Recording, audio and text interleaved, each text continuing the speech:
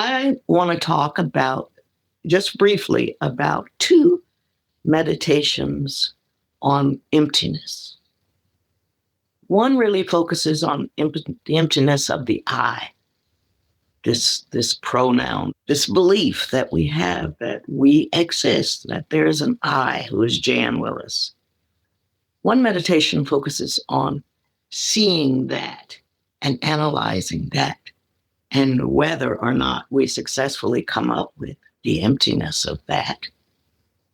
And the other meditation is really about the nature of the mind itself. My analogy would be like this, that the mind and the nature of the mind is like the sky.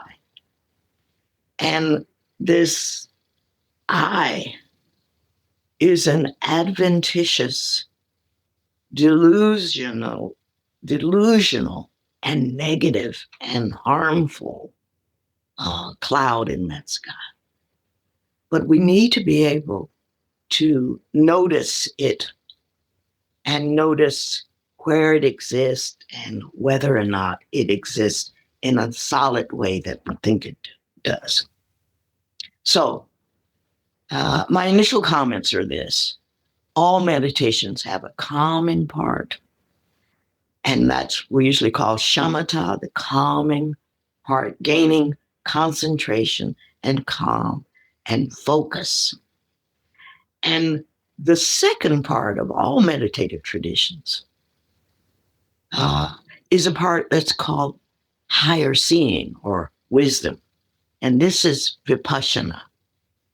So to begin to talk about the emptiness of the I, the emptiness and empty nature of the mind, assumes before we begin the meditation on that we have developed some stability in calming the mind. In other words, we should be at a state where we can focus. We can look, if you will, dispassionately. We can watch. We can use the mind to watch the mind. We should be there, hopefully, in our meditation practice. Okay. So I'm going to first do a meditation that's often done in the Lam Rim traditions of Tsongkhapa. And in that tradition, we are in this meditation looking for the I, this I that causes us so much trouble. Let's see if we can see it. Okay. So having developed calm, having gotten our focus sharp, just sit comfortably and take some breaths and really try as much as possible to really be calm. You're about to engage in something, but it shouldn't get you ruffled or upset. Just be calm. We're about to look at and to look for this idea that we have, that we call the pronoun I. So sit calmly, breathe normally, and rest.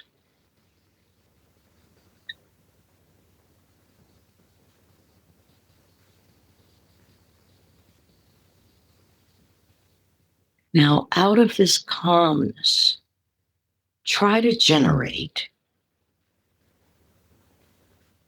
a strong emotion. Try to generate an occasion in which you imagine that you're quite angry or you're quite frightened. Try to get in touch with the I that surfaces then. Oh, that person did such and such to me. That was so wrong of them to do. I didn't do what they said I did, that makes me really angry. I am angry, angry.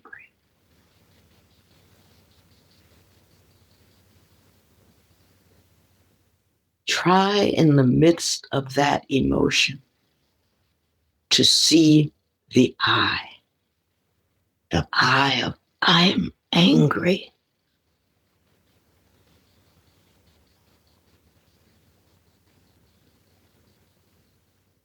See if you can locate that I.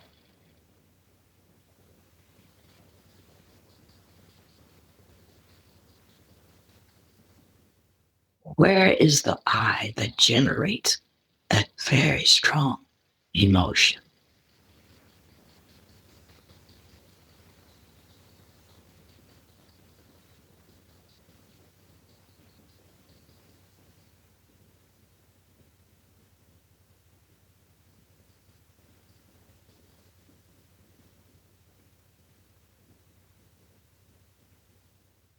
Don't follow the thoughts that come up.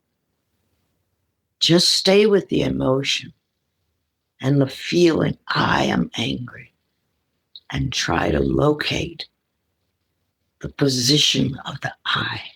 Where's the I that generates that strong emotion? See if you can find it.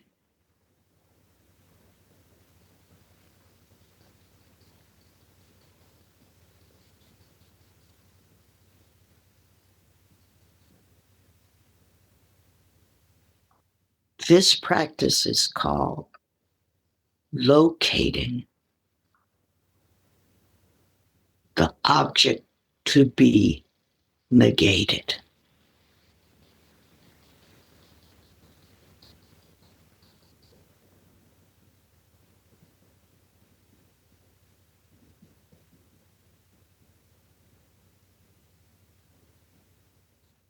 Don't be disappointed if you don't find it right away. But don't give up. It's very important that you be able to actually locate this I, even though it may, in reality, not exist. Still, there's something that generates these emotions in us.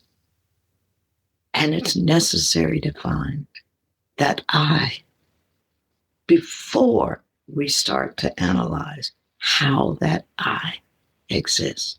So don't give up. The essence of this meditation is to sit calmly,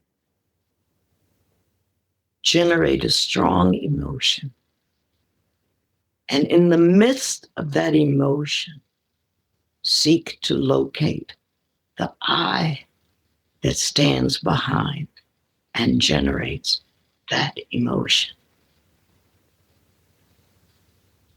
It may take quite a number of times, but it's important to locate the correct generator of these emotions before we do an analysis that asks, is it one with the aggregates? Is it different than the aggregates? Is it, and then to go through a more detailed analysis. So this is just the beginning. And I'm just suggesting that in order to begin, that we sit calmly, that we breathe normally, that we not follow our thoughts, that we in fact generate a strong emotion. And in the midst of that strong emotion, in the midst of it, try to locate the so-called I. This is the I to be negated. This is the I that is empty.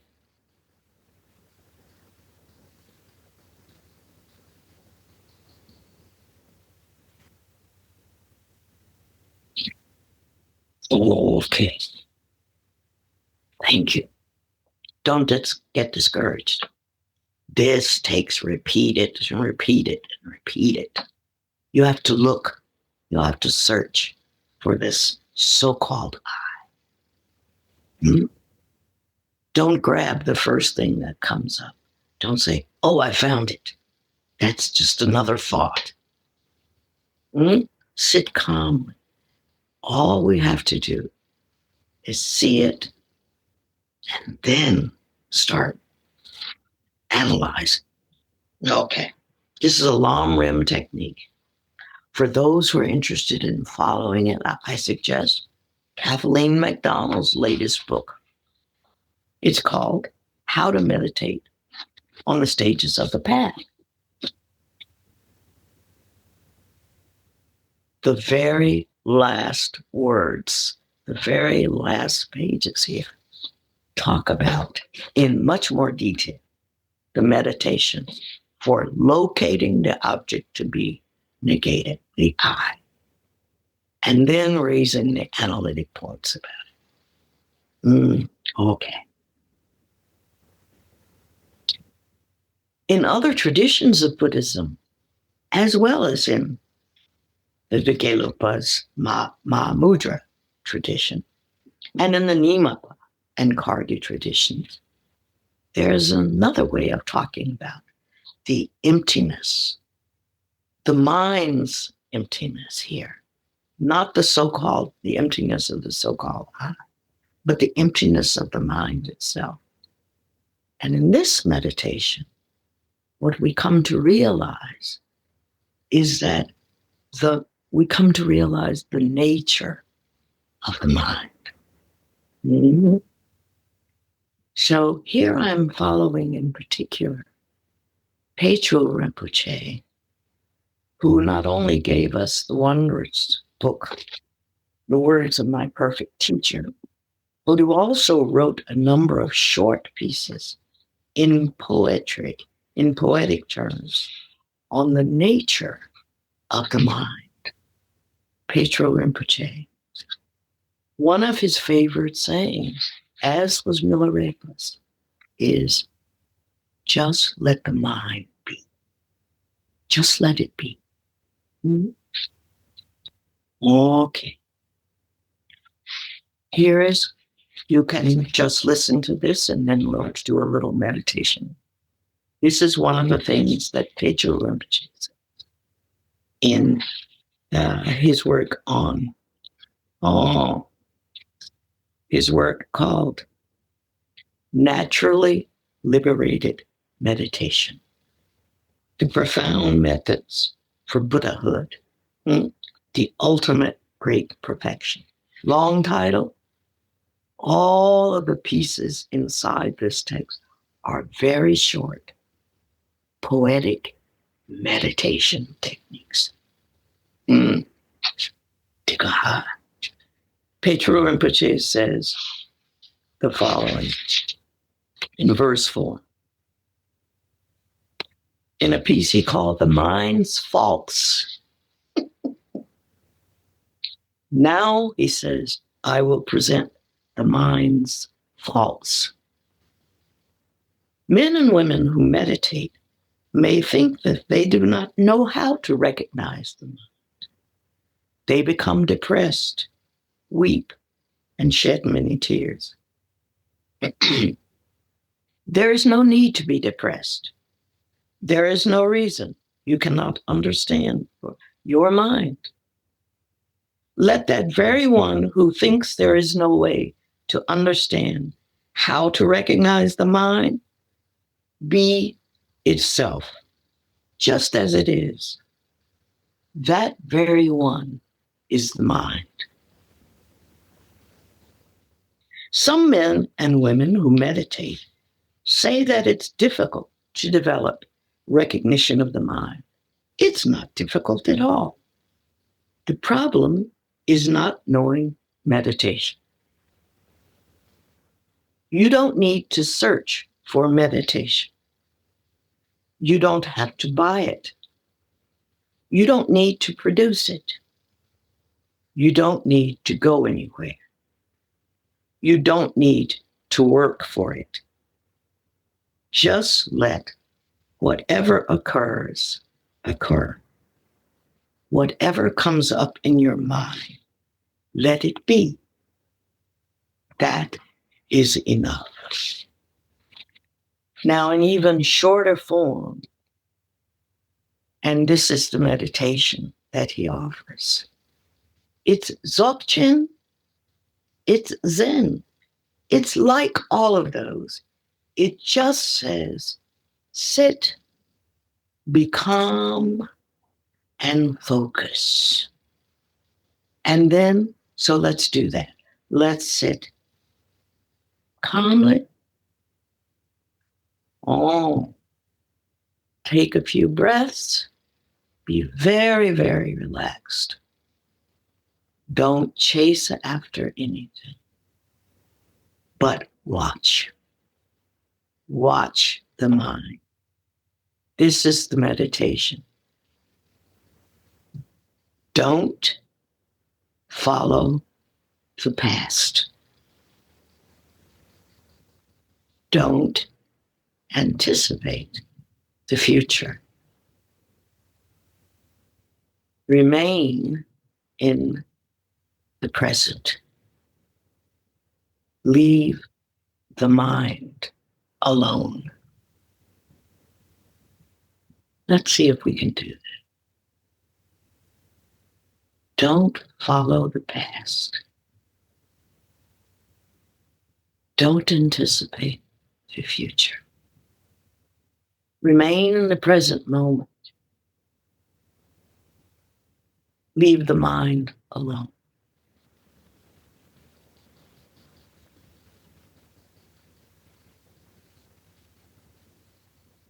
If you start to have thoughts about the future, come back to your breathing. If you think to have regrets about the past, come back to your breathing.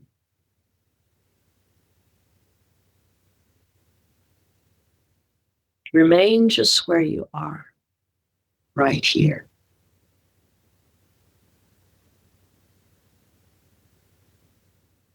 Don't worry about the mind. Just leave it alone.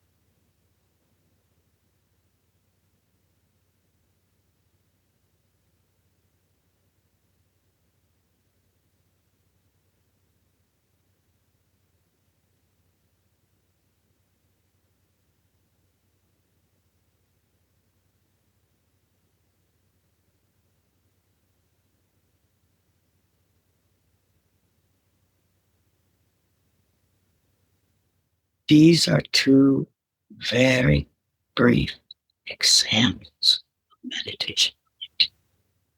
Milarepa said, seems easy, but it's quite difficult.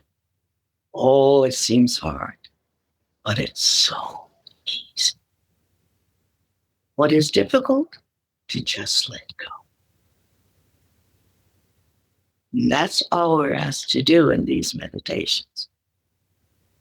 But for us, that's so difficult. We chase after every thought that comes. It is difficult to just leave the mind, to just leave it alone and watch. Part of the mind watchers. Mm-hmm. So my advice is find a good teacher, find a good meditation practice, practice in a good community. Do these practices over and over again. And don't get discouraged.